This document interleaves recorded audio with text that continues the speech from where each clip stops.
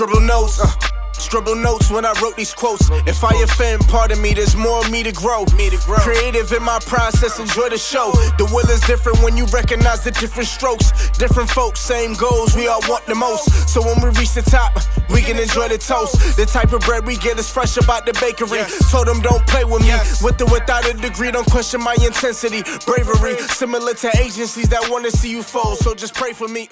Yeah, Einstein with my energy. Welcome to the Scribbled Notes podcast. If you just heard the intro, that's this man right here. Hey. Why don't you introduce yourself for the listeners? What's good, everybody? I go by the name of Trey Tuck. I'm a hip hop artist, a creator, and I just pretty much do everything. So I'm here, man. I appreciate the intro.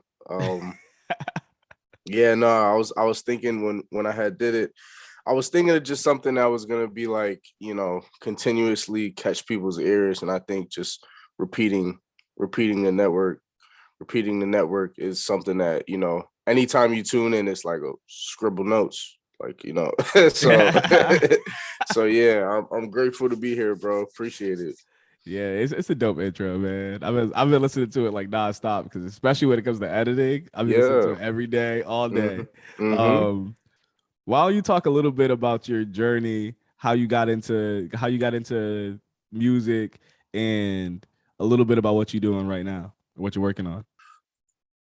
So my journey into music is one that it just really starts from a place of curiosity. So I didn't start making music with the intentions that I was going to keep making music. Like I started making music with the intentions that it was fun.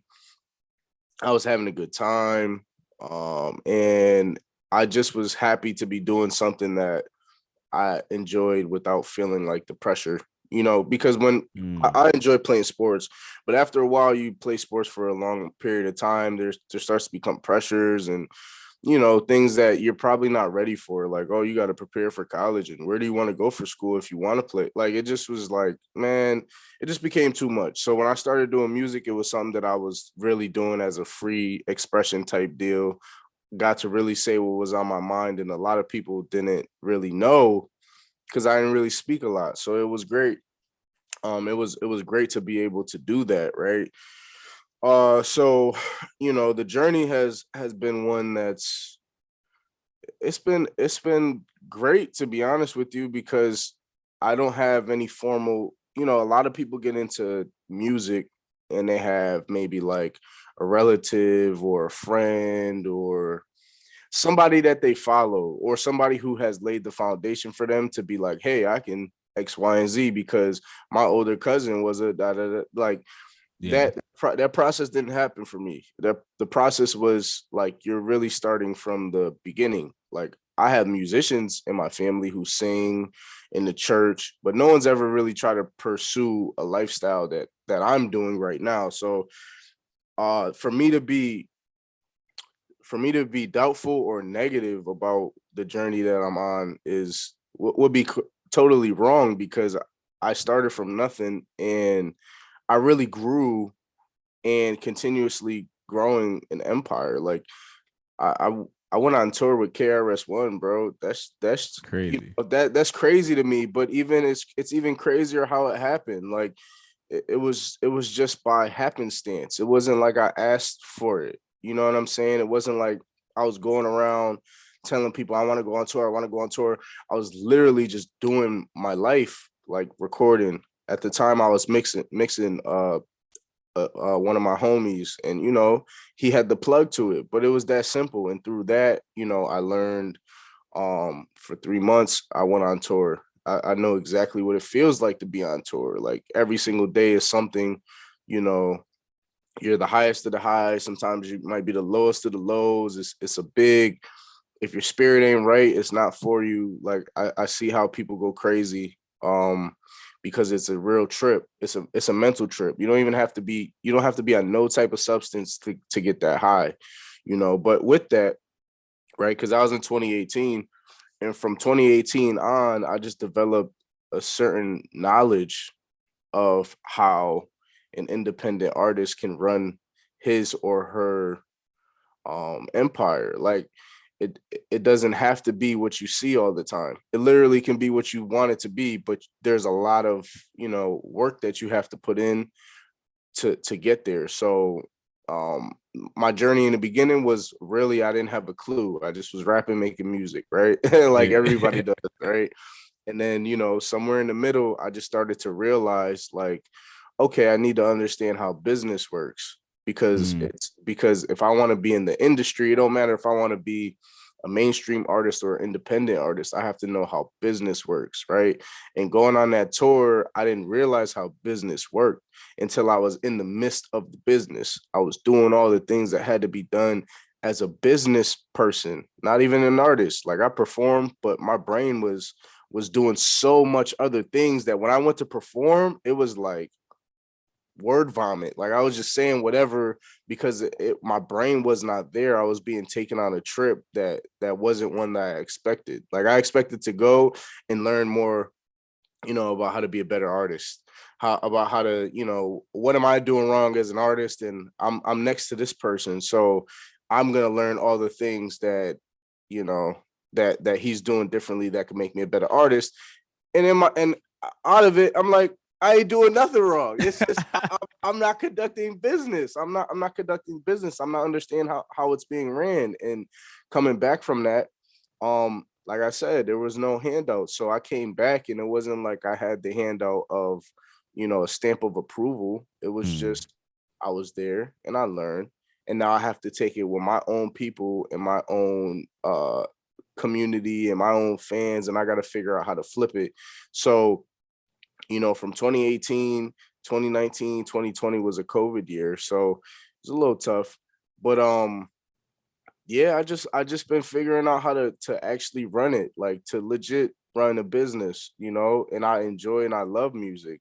I just know that my business is where it was hurt. So my journey has been a beautiful one, because if somebody told me that at the beginning, like, yo, you could rap, you could be the greatest rapper if you want, but you got to learn business.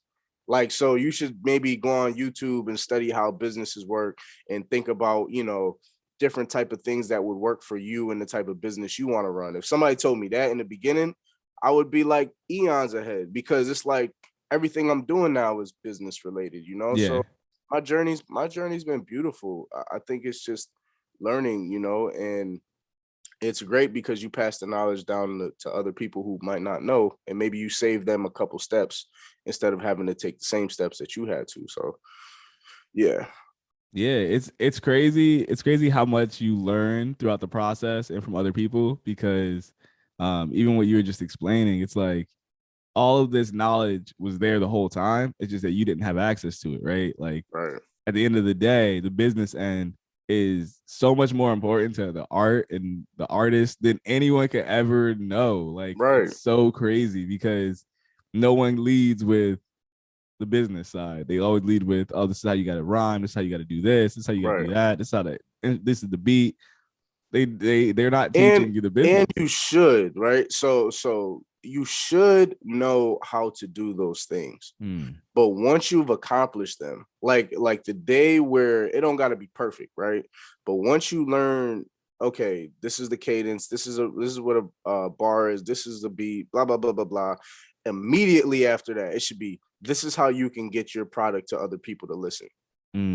That's where it comes, you know. But if you're not thinking that way as an artist, because as artists, bro, we want to be creative. We don't care about none of this I want to make money type that. Yeah, I want to make money. Getting my stream. Yeah, I don't care about that. Like that's great to have, but I don't care. I care about the craft and the time and energy that I put into it.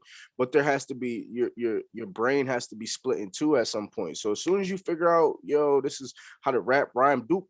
Next thing should be, how can I get this to the people? What are some marketing techniques that work for me? What are some marketing techniques that could possibly work for me? And what am I willing to try? And what am I willing to not do because it will damage my reputation as an artist? And once you could check off those boxes, it's like, okay, now I can kind of go flirt with two. Like I can go back here and work on my rhyming and and I can go over here and think about different ideas that can help me. Because if you want a manager or you want somebody else to help you, how could you explain that to them?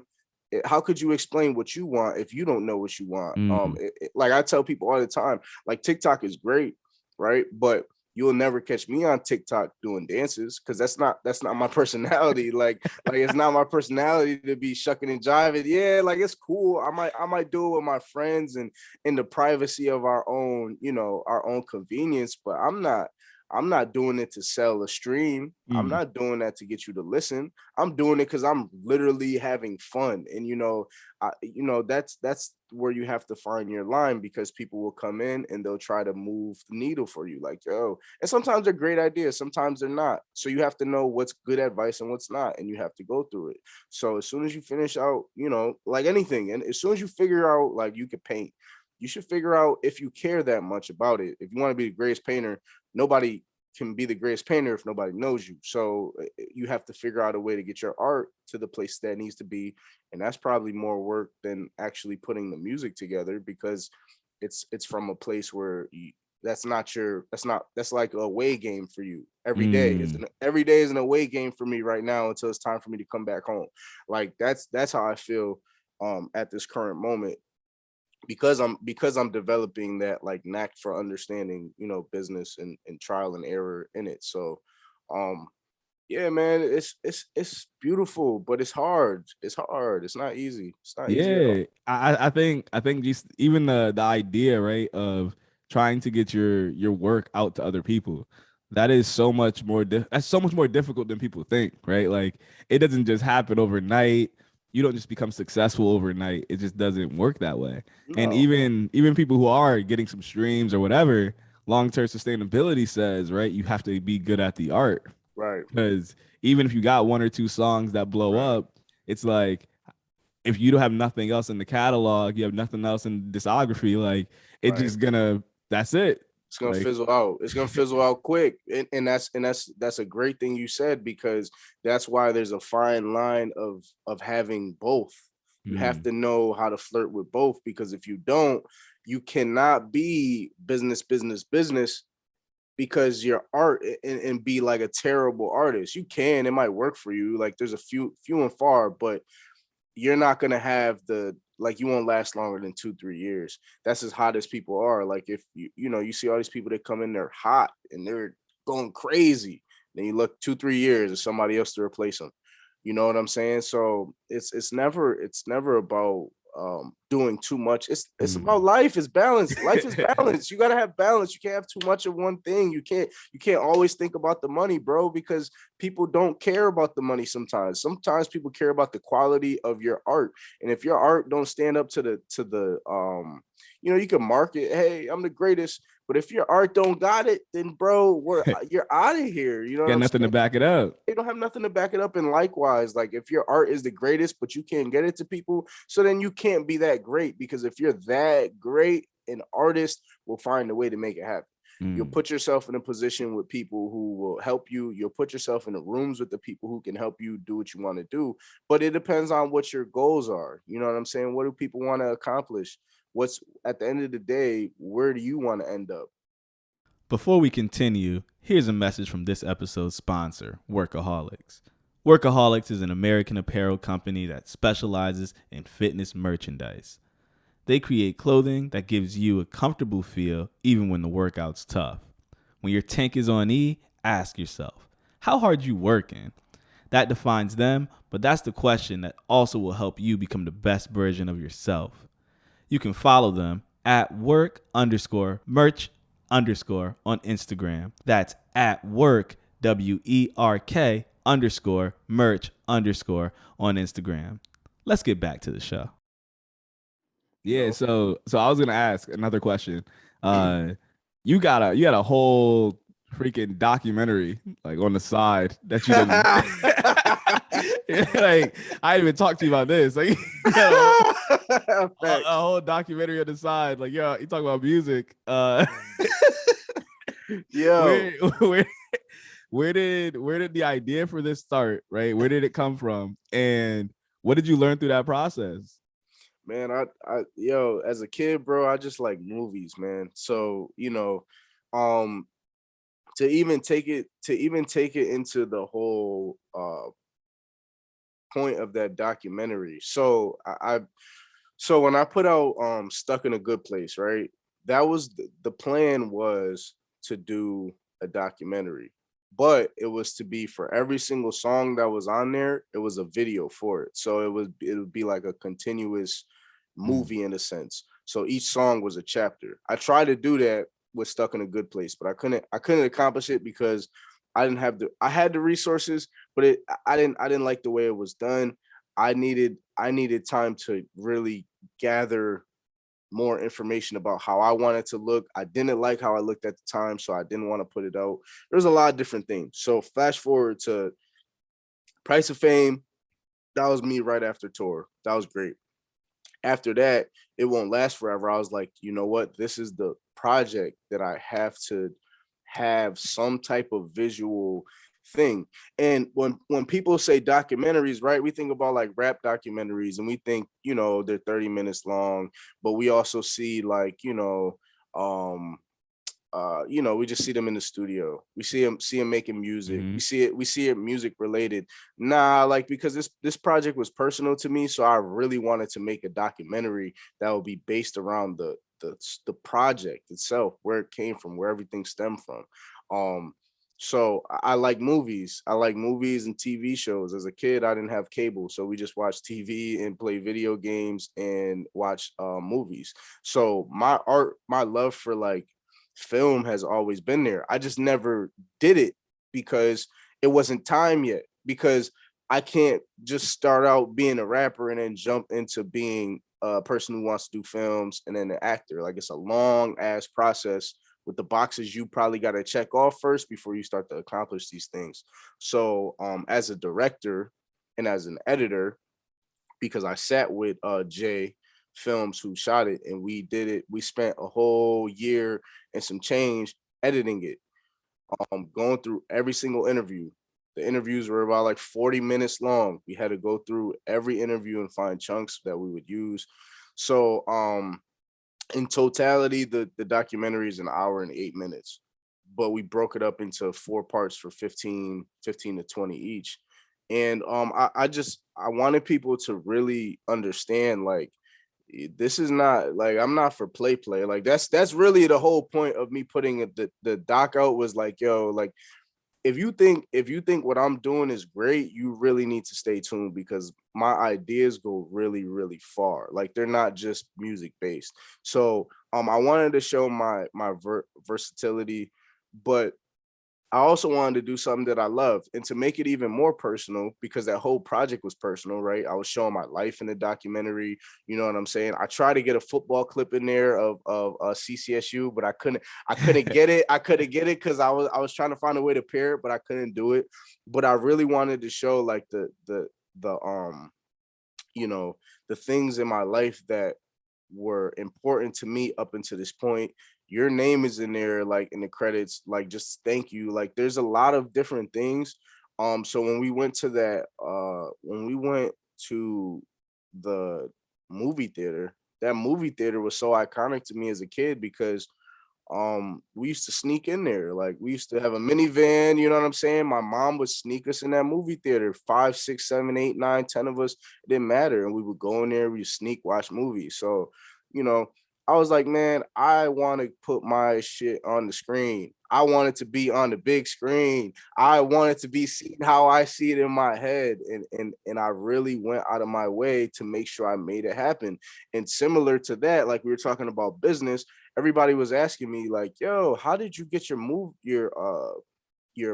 how'd you get your music or your video documentary on the screen? Like, that's amazing. You know what I told people? I said, yo, It was as simple as sending an email. Just like you said, it was as simple as just reaching up and seeing what you can get, because closed mouths don't get fed. It was as simple as that. And I wasn't taking no for an answer. And you would be surprised with how much it was to do that for 2 hours, 3 hours. So if you're an independent filmmaker, you want to get your movie. And look, I'm a rapper telling people this, right? This is crazy to me. You know what I'm saying? This is crazy. But if you want to get your film, you want to get your films in like movie theaters, it really, all it takes is an email and some money. It was less than $1,000 for me to do that. Now, if I wanted to sell tickets, I could have sold tickets and made 10 times the amount that I wanted to. You know what I'm saying? But I did it because I loved it. Now, if I put out another film and I like, that was the test, right? Does it work? Okay, if I was to present it this way, what are some things I can do a little bit differently? What's the promotion that can happen going into if I wanted to put out a film and I want people to see it? Who are the people I need to speak to? How do I need to speak to these people? All this stuff was running through my head as I was doing that. So the documentary was personal, but it was the start of kind of where I'm going to be going as well. Like, I do want to get into that world of film, because film and music go hand in hand. And if you can land, it don't matter what type of position you land in a film. There's so many independent filmmakers, but they always need music, right?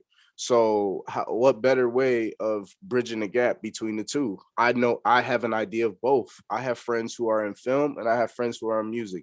And anytime they do independent films, yo, do you need me to score something for you? I already scored something. It's called Kicks. My friend Max, he shot it.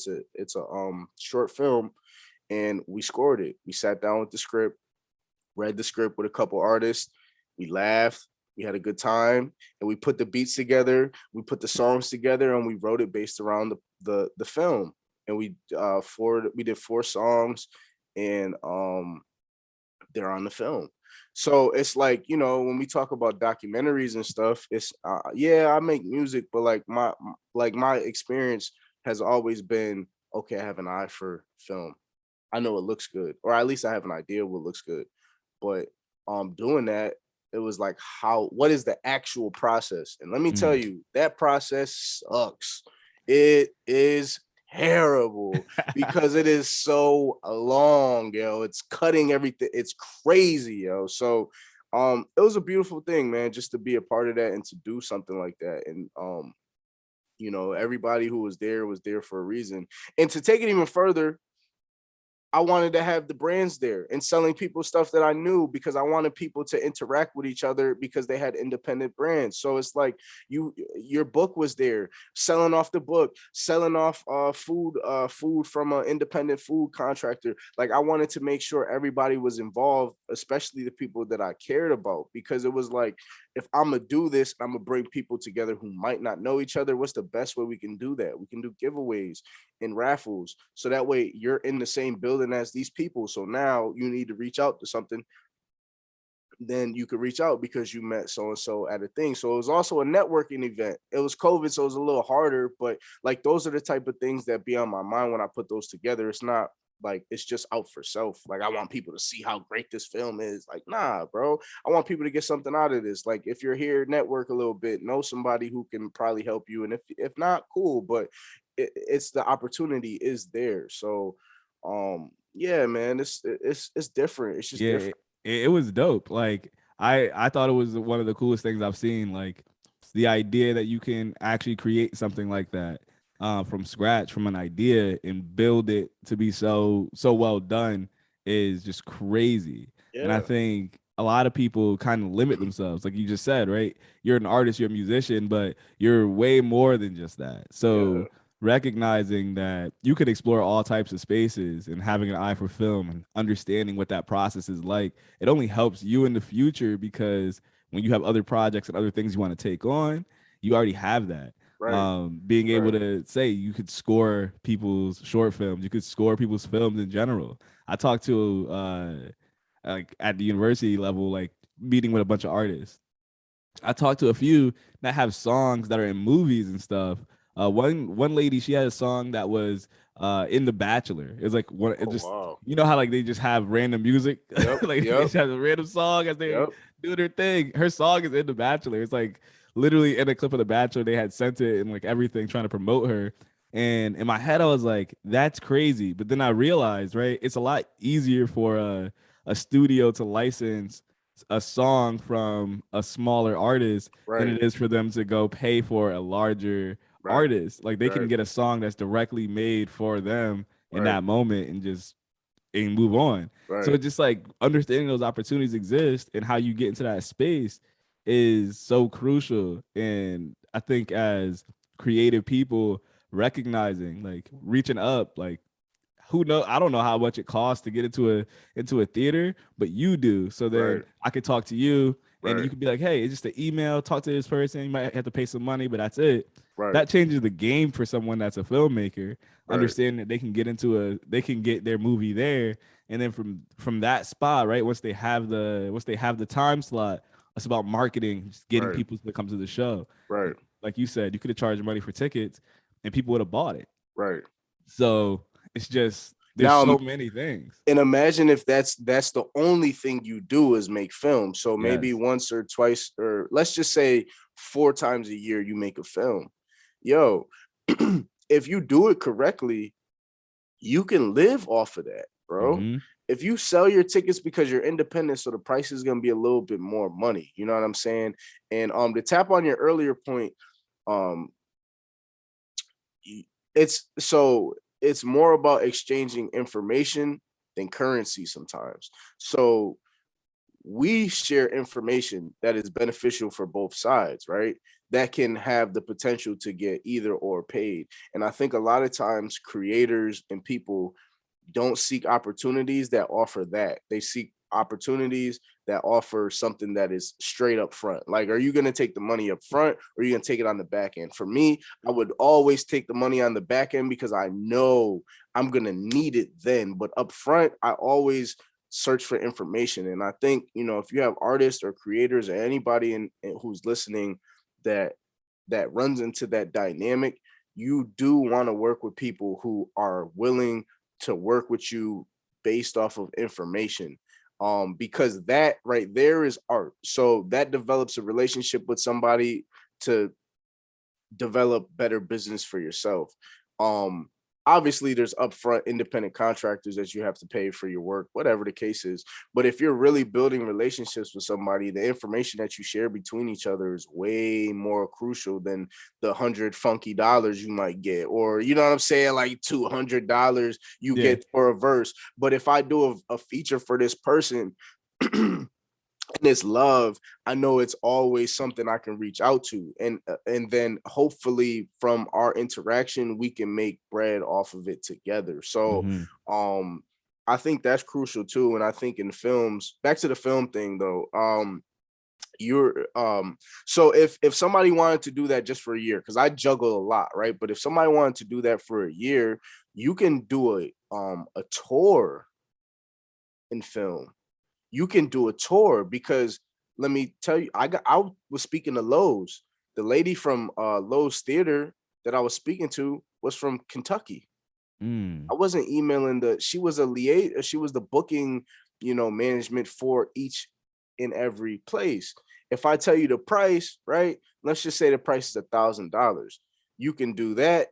And you can sell you have to pre-sell tickets. You can't even sell tickets at the door. So you would make your money before the event even started. So let's just say you want to do one in Connecticut, you want to do one in Massachusetts, you want to do one in Virginia. I don't know.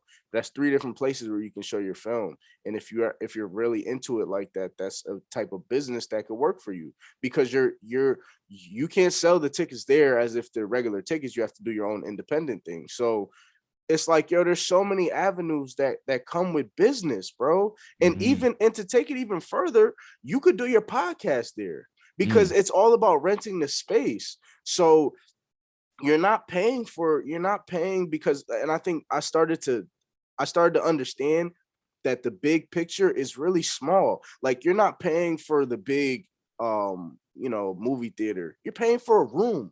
That's it. There's no difference in a room except for the price and the size.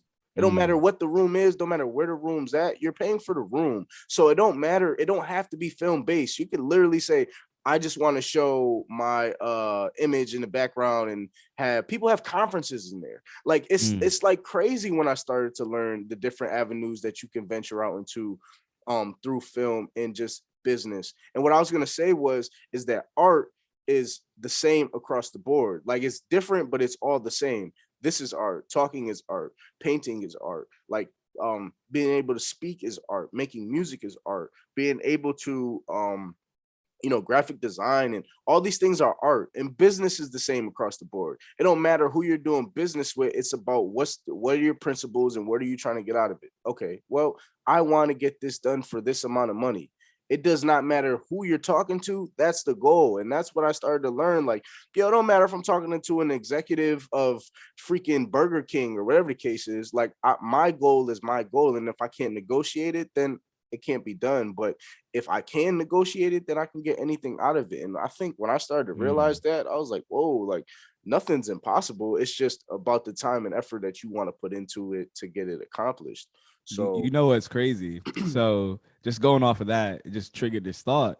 I was talking to Caitlin about how a lot of podcasts and a lot of like YouTube channels, they get sponsored, right? And a lot of times people don't get sponsored unless they reach out to a sponsor. Unless you're a big channel, then the sponsor start reaching out to you, obviously, right? With the traction, everyone wants to talk to you.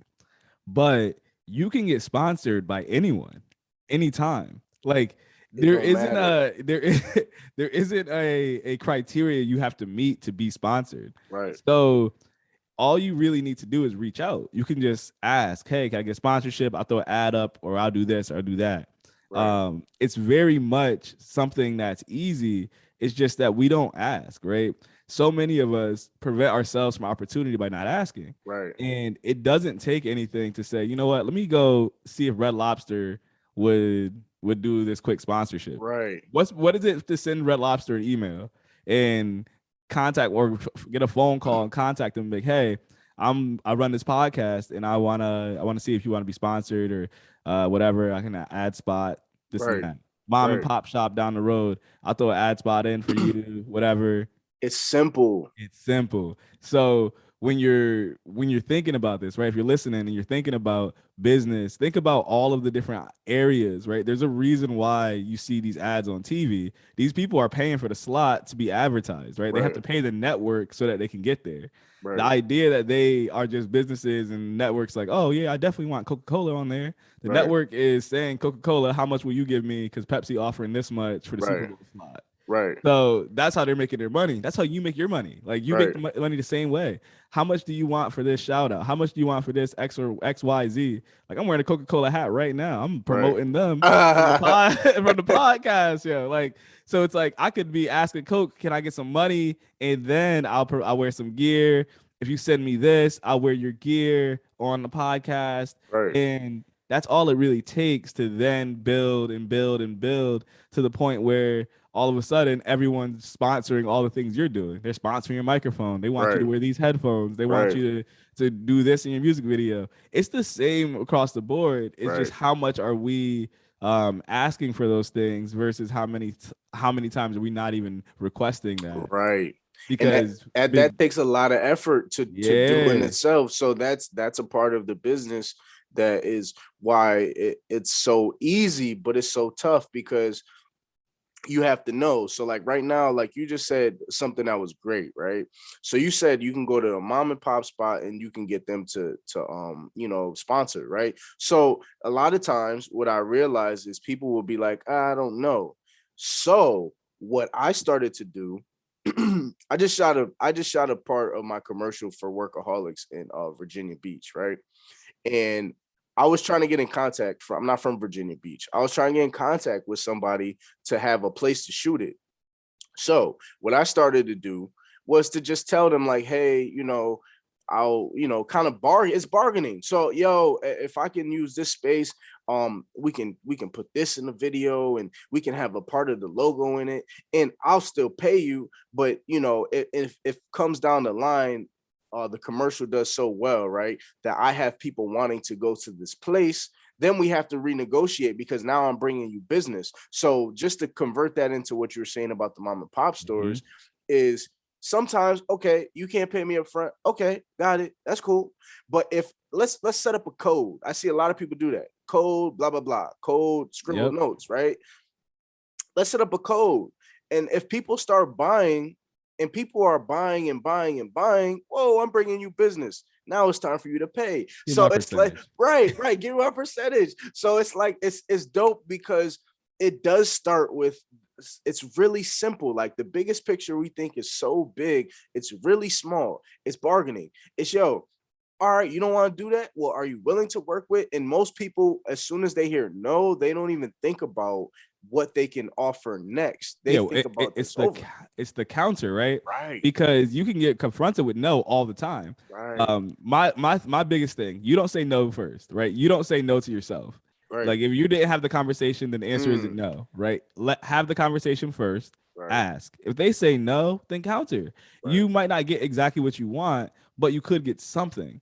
And at the end of the day, getting something is way better than getting nothing. Like I'm started now to reach out to different apparel companies, apparel brands, because I got this visual component of the podcast. Like I'm not gonna sit here and pretend like I can't just get some free merch. Like if you want me to wear your stuff, I'll wear your stuff on the pod, especially if your brand is exactly what if it matches my values. Yep.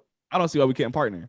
Yep. And then I can't get a code and then do the whole thing. Like that's fine because that's part of the business end of creation, right? We're trying to build, and it's one thing for me to wear clothes that I got and not be sponsored, but it's another thing to get sponsored and to get sponsored and to build business. You have to understand that because that's a piece of this. It's not as if you can just move through the world as if that doesn't exist. Right. And as artists, especially because not all the time are we thinking, or am I thinking as an author, let me get some sponsorships. I'm not thinking that as an author. Like when I'm writing, I'm just writing. Right. But on the business side of things, and I'm on the podcast, I have to think more about how do you add value to yourself? How do you add value for others? And to what extent do those things align? And it's reaching up. Like one of the things I really do talk to people about, and I talk to a lot of podcasters about, is reaching up for bigger guests and asking bigger names to come on the show. It's not so much that you need big names to come on your show to make your show important. Your show just as important with smaller names because it gives opportunity for people to grow. A lot of times smaller people are more likely to actually promote and do their thing. But don't undervalue what you do and undervalue your time because you're the one who places the value and limitation on it. I talked to this one guy and he was amazing. And he really put me onto this mindset that it is your value is completely intrinsic. You decide what you're worth. What your value is. Absolutely. Every time. And his to make the long run of it short, he said, like, if I ask for $10,000 for a speaking engagement, right? I asked for 10,000 and they give me 10,000 at this company. If I did that this year, then next year I come back and I ask for 10,000 again. They give it to me, no sweat. The next year I should start asking for more. I asked for 30,000, right? I asked for 30,000. If they give me 30,000, now all of a sudden I'm worth 30,000 because I asked for it. Right. And if the following year I come back, I ask for 75 and they're like, we can't do 75, maybe 60. And I say, no, I'm going to do 75 or I'm going to find someone else that will give me 75. Right. And then you find someone else that will do it. All of a sudden, now you're worth 75. Now you're in that space. You're in this different room. And he talked about how, like, basically you have to see yourself in all these different spaces. You have to see that you're adding value and that you can continue to grow your value for people. It's not so much that like I'm on the 4th season of this podcast. I'm not doing this just to do this. I'm doing this because I really enjoy it. I really enjoy giving people a platform and interviewing people in a way, in a style that I think gives them the best opportunity to kind of talk about themselves and give themselves to their audience. Right. So it's like, I think it's valuable. So I want to make sure that I'm bringing on valuable people to the platform. And I think that's what I'm looking at more so than anything else is bringing value to the space and making sure that anyone that comes on can really help other people grow their business and grow their brands and grow as a creative person. Even you right now, it's like we're talking more about business than the work. Right. But you know what? It's cool because you're in that space and I'm in that space. Because what we do and what we accomplish, it doesn't it's never like, it's great. Don't get me wrong. The art of your podcast and the way you've been building it up, and even the attention to detail, the things you're doing, it's beautiful. Switching of the mic, switching of the headphones, yo, it's great, and that's a part of the art. The conversations you have is a part of the art. But I think that, at least for you and I, we are in a similar situation where we're starting to realize we're not limited artistically, and we're not limited business wise either. But one of those things has to be figured out more than the other, or one of those things has to be studied, or one of those things has to be accomplished in the way that can bring you satisfaction. Because for me, speaking personally, I know my music is dope. I don't gotta tell nobody. I've experienced it. I've experienced it across the USA, bro. Like real rap. Like no cap, nothing like that. I've literally been to every single major market city and I performed. Maybe not Texas. Texas is the only place I haven't performed it. But any major market I've been there, I performed and I've done well. Like the reception was great. It don't matter about how many people come. Like it don't matter about the followers could jump. Some of that times it's fake anyways. But every single place I've been to, every single show I've done, it's always been a dope reception. It's been people, yo, I've always gained more than one fan. I want to gain one fan. So it's not about that anymore. It's about, what can I do with my team and my company to get people to want to say, I can't let this person get out of my sight, because if I do and he blows up overnight or whatever, I don't want to miss out. That is the question that I ask myself every morning when I wake up. What can I do to get people to feel like they can't miss out? That's business related. That's not art. The music is the music. The music is coming from me. I am a brand. Similar to what you were saying about what you're wearing, people walk through life and if they have a company or a business, matter of fact, scratch that. People walk through life and act like they're not valuable, but don't realize how valuable they really are. Yo, if you wear something, like, let's think about the dude who drank the cranberry juice on the damn longboard, right? Yo, prior to that, he probably did that shit 1,000 times. 1,000 times. But one time he was like, yo, you know what? I'm just going to record myself doing it. And that made him a lifetime worth of money. Why? Because he knew he was valuable. And to even have a sponsor with the cranberry juice, whatever it was that he was drinking, that's crazy. They don't sponsor people. Damn, Daniel. They don't got it again with the white vans, right? White vans, right? They don't sponsor people. Even the dude who does this on TikTok. Yo, I don't even watch TikTok when I see everybody doing this. Bro, come on. People, yo, and that motion is his. You know what I'm saying? Like that's now you walk around and see millions of people doing this. That's valuable, bro. So it's like, you might not have an artistic, as a listener, you might not have an artistic talent. You might not have any talent, like whatever the case is, but you work somewhere, right? And if you have a career or you love what you're doing, yo, there's ways you can make more than you want off of that. Or there's more ways where you can fall in love with something that really entices you. And because of that, you can get what you want out of life. One thing that KRS told me was, when we were on tour, he was like, yo, I don't really get why all these rappers are spending like a bunch of money on everything. Like I get it. But like he said the purpose when we were making music was to be so big that people just give you free stuff. And I said, that's what I want my life to be. Like, I don't want to pay for nothing.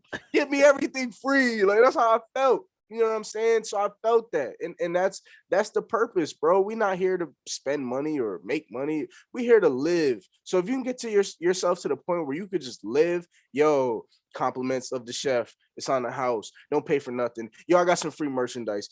Did a show in Utah. Yo, you're with him. Take this shirt. Bro, I didn't have a shirt that day that was that fly. Give me that. I'll take it. Like, it's like, those are the things that you live for. So how do you get yourself to be that valuable?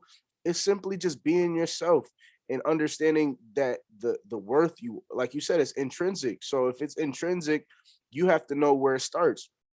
If you don't feel like you ain't anything, then you're not going to be nothing. That's your thoughts.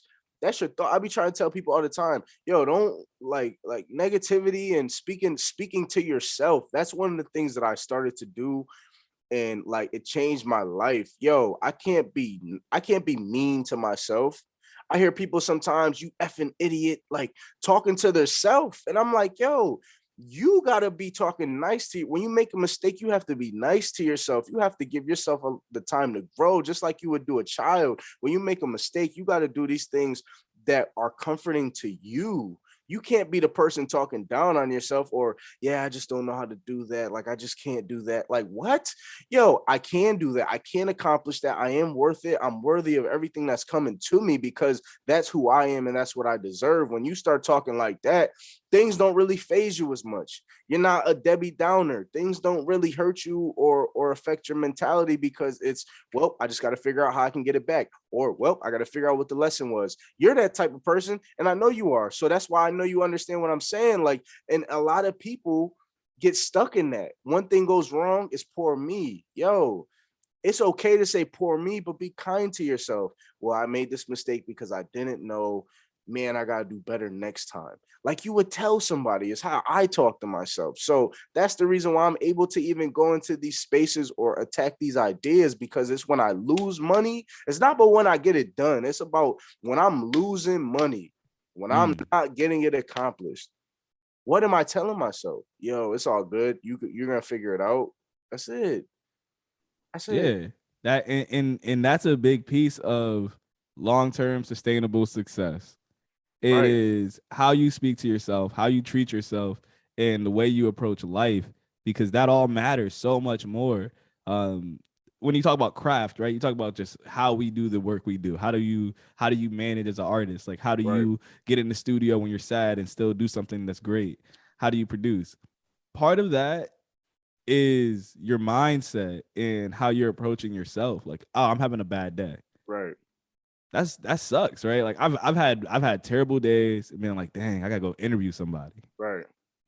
It's like, how am I gonna go act like, oh man, I'm excited and I want to talk to you now? Right. But like, I don't want to say nothing. I don't want to say nothing.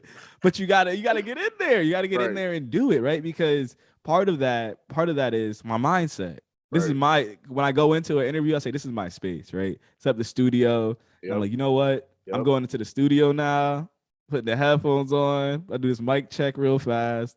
And this isn't the rest. This isn't what my life is outside of here. Right. Like, this is just the art. This is that safe space, right? This is that space where I'm supposed to be creative, where I'm supposed to enjoy it. As tough as it might be to put on the energy and grab that energy, for me, it's the mindset. Right. I don't let this space get infected by any other space, right? And I think for a lot of artists, a lot of performers especially, it's the same way. You could be having a terrible day, but you got to step on the stage, right? Like, you got to perform. And at the end of the day, if you take everything that's off stage onto the stage, it's going to show. Right. And same thing with writers and authors. It's just like, if you're having a terrible day, you sit down, you're like, I can't, I'm going to suck at writing today, blah, blah, blah. Yeah, your writing's going to suck. You're going to erase everything you just wrote down. You're going to spend 2 hours writing and erase it all. You're going to be indecisive. You're going to be unconfident. You're not going to have confidence in what you're writing. You're not going to believe it. It's a mentality, yo. I think you're absolutely correct. I just know, you know, even when people are having bad days, bro, even when you don't have it, even when it's not clicking for you, it is okay to tell yourself, it's all good. Take it off. Yo, you make you play a sport, bro. You play basketball. You keep turning it over. You're the best point guard in the game, but you're just having a bad. Your coach is gonna say, "Hey, yo, come on, man. Come." It's about the coach. Come sit down. Is that coach screaming at you, or is the coach like, "Yo, listen, man, what's going on? We got to get you right. We got to get you back to the thing. You good?" That's how you have to talk to yourself. Like, yo, are you good right now? You're not good. Okay, sit down. Are you hurt? Yeah, I'm a little hurt. Okay, stay out. You don't got to go back out in the game. Yo, there's mad times where I've told people I'm about to do a show and just life ain't really right now. And I just be like, yo, I'm sorry. I cannot do it. And you know what? People might feel away, and I feel away because I don't like letting people down. But it's literally like, yo, I can't do it because if you want me to come out there, it ain't gonna be it. It's gonna be terrible, and you're gonna think really different of me, and I don't want that for myself or my brand or for you, a person who took a chance to give me an opportunity when somebody else didn't. You know what I'm saying? So, yeah, you're right, bro. It's a beautiful thing when you have that relationship with yourself. And not to get on religion, but I think that comes from your relationship with God as well. Like, if you have the relationship, the right one, I think you understand things are supposed to be what they are. Like, what is it? Nietzsche says it is what it is. I don't think it is what it is. I'm not sure what the expression is, but essentially it is what it is or everything is everything, essentially, is the expression, and it really is. So I think that I mean, and if I'm wrong with who said it, don't kill me. I ain't, you know what I mean? Like The listener is about to be like, "Yo, he didn't say it right." I know they're authors and but that ain't me. So I apologize. But everything is everything, man. And you just gotta treat yourself right.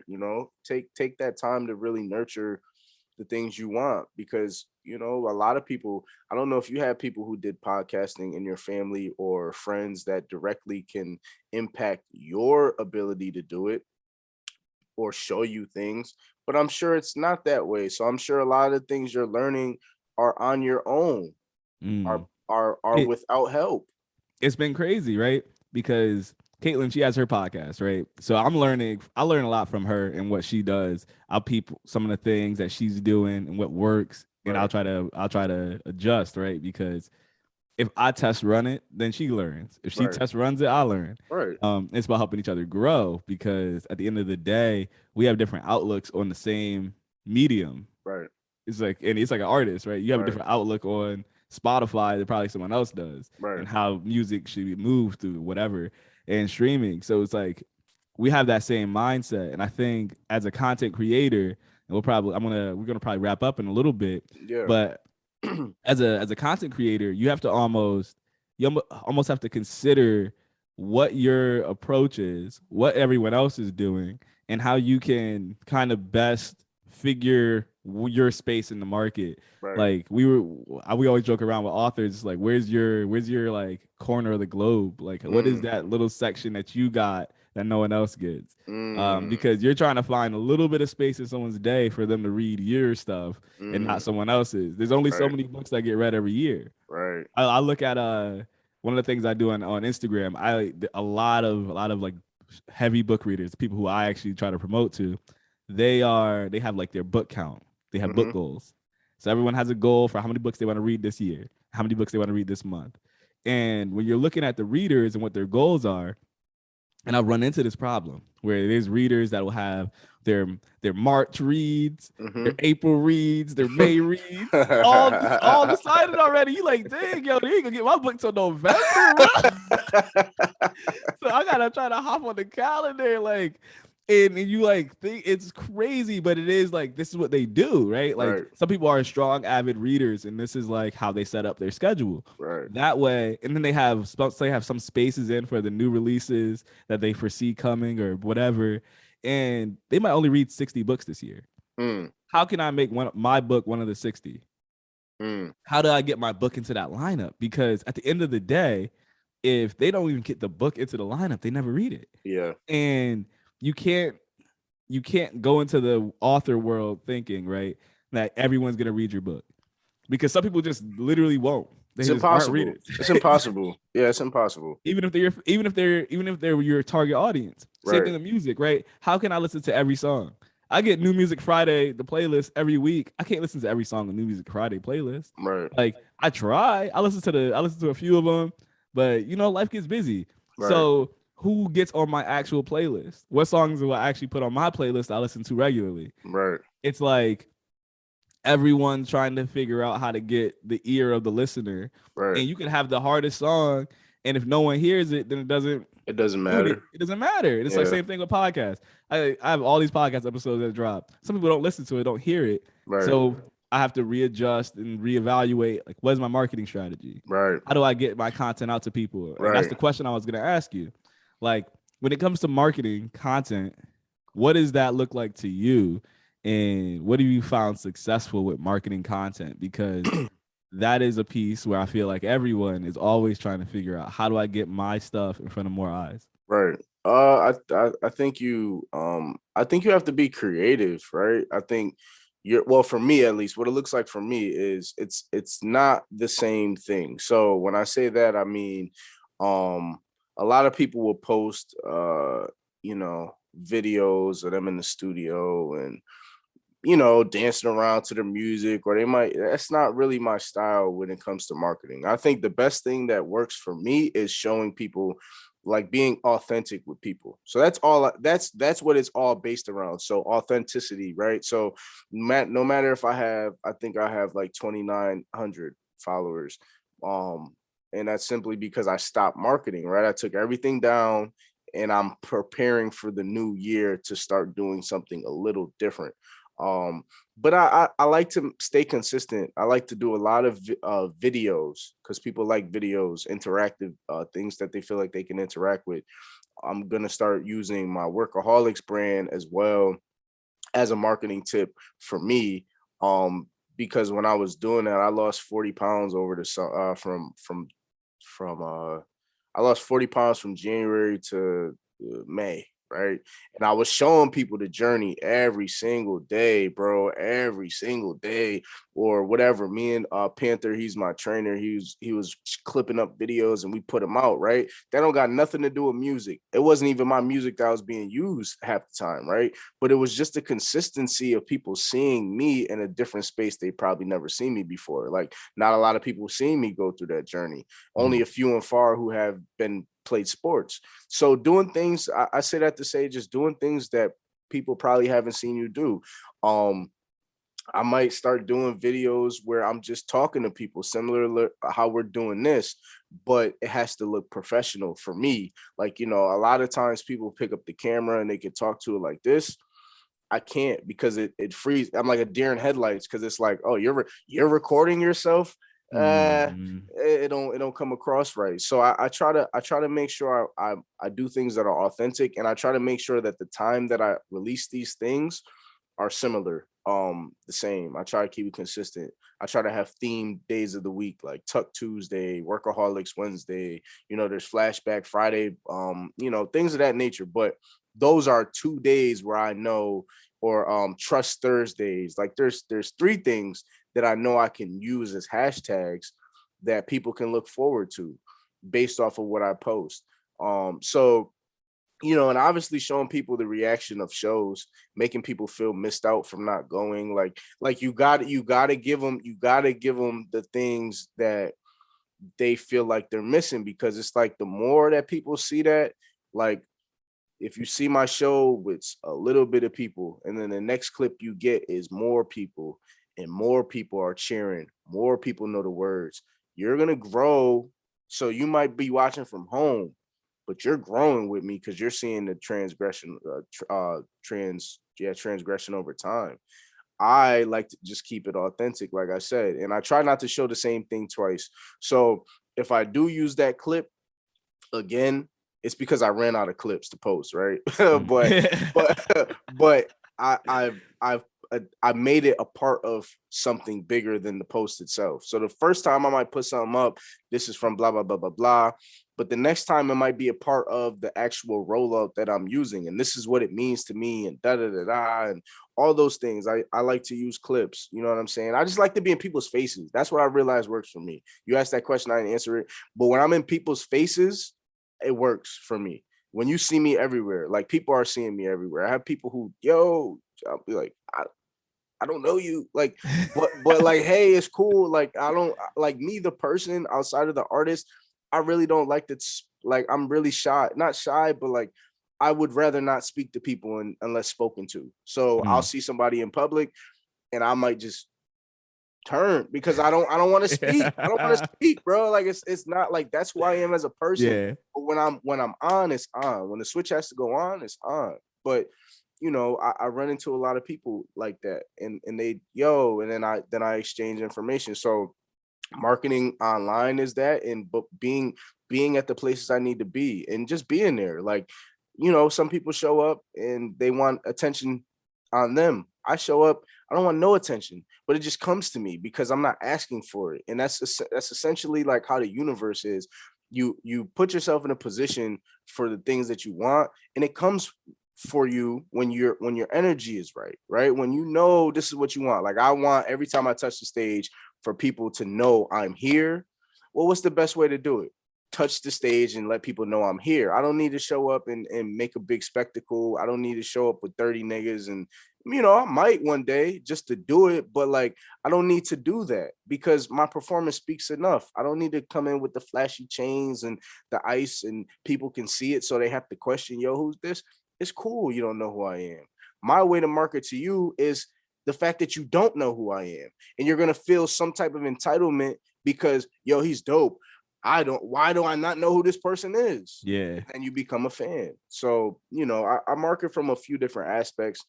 And, obviously you do your paid advertising and you market towards people and everything like that, which comes with the, Spotify gives us numbers and Apple Music gives us numbers and just simply seeing who's liking, resharing and posting and commenting on your stuff. So, it's a lot. It's a lot of thought that goes into it, which is why at times you got to shut it down to just regather that energy again to go full out. So yeah, that's the way I market, but it changes as time goes on based on what I feel like, people are more adjusted to. So yeah. I'm a big fan of the marketing waves. I'm not a consistent marketer. I'll tell you that. Like, Yeah. I market in waves. I think you should have a marketing schedule and just be like, this is when I'm going to market. This is when I'm not. Because marketing takes so much time. Like, that is so much time, so much energy. Even creating the content for the stuff that you want to market. It's terrible, bro. People who aren't marketing actively have no clue. Like, they just be posting pictures. Like, you can't just post pictures. Like, that just isn't how marketing works. Like, no. It just takes so much time to create whatever it is. Like when the book's launching, right? I'm over here paying graphic designers to make the graphic that I'm gonna post on Instagram. Yep. And then you're like, oh, now I gotta promote this post on Instagram so more people see it. Oh, then I gotta promote this post on Facebook because it got the link. Then I gotta do this and whatever. And I'm doing X, Y, and Z just to get some book sales. And I do, and I have another promotion. I'm planning something coming out with the free book release or whatever right around Christmas time to get some free downloads.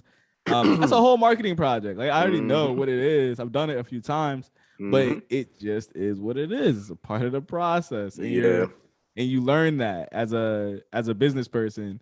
So I definitely would say to anyone listening, first off, you still tuned in, great. But but definitely think about scheduling out your marketing so you're not doing it all at once, because that is not always the most that as far as creativity, that is not where my energy is best utilized. No. And you know what? And that's why I'm going to have somebody who does that for me. I have the ideas, but those are the things that you have to realize your strengths and weaknesses. And sometimes, you're paying. So this is the thing, right? You probably could get somebody to do your graphic design for free, but you're paying for the convenience and the time. So essentially with social media, when it comes to marketing and having a rollout, sometimes you have to pay for the convenience and time. Like sometimes somebody has to run that for you because it's not where your energy wants to be spent. And yeah, you might have to spend a couple of dollars, but hey, you can be more productive doing this than worrying about that. And that's what I realized. I shut down. Like my brain does not process posts. It don't process posts. Like it don't process how I'm supposed to post something. I think like 30 minutes. It takes me about like 30 minutes, like 30 minutes before I can write out what I'm supposed to type. Because I'm just thinking about it. Like, well, there's gotta be this. And it's like, find somebody who could do that for you. And it eases that up. Just have the idea. Well, I think we should post that. And that comes to the, Henry Ford. I read Think and Grow Rich, where he just talked about how he would just press a button and anything he wanted popped up. Somebody who knew what was going on popped up. I don't want to be the person who knows all, because the person who knows all probably knows nothing. Like you can't know it all.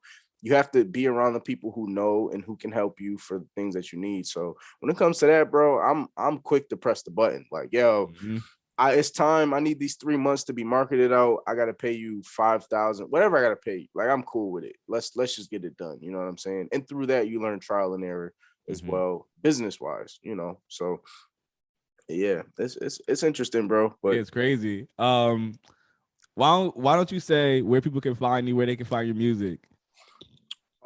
So my music can be found everywhere on all streaming platforms. It doesn't matter what it is. Under Trey Tuck, TreyTuck. My Instagram is Trey_Tuck_. Right now, in the month of December, if you said next December, I mean not next December. If you say it's coming out next Thursday, that's my birthday. So happy birthday to me. Woo! Hey. I don't know if it's coming out, but if it's not, then it's all good. But I say that to say the month of December has been, actually the last 3 months have been me regathering myself for the new year. So for the people who are listening, you enjoyed the conversation. You might not get nothing until January, but January is when it's coming. You know what I'm saying? When I'm coming back full fledged. I just had to take some time off, yo. I did a lot of shows and things of that nature. So I want to regroup and regather and work on my next 2 projects.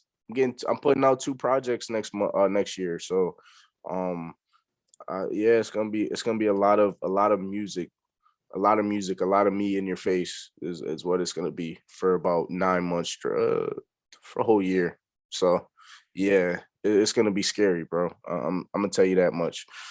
But yeah, so looking forward to it. Trey Tuck is what it is. I'm here, everything. Yeah. Hey, thank you for coming on the podcast. Thank you for giving me some time with you. This has been dope.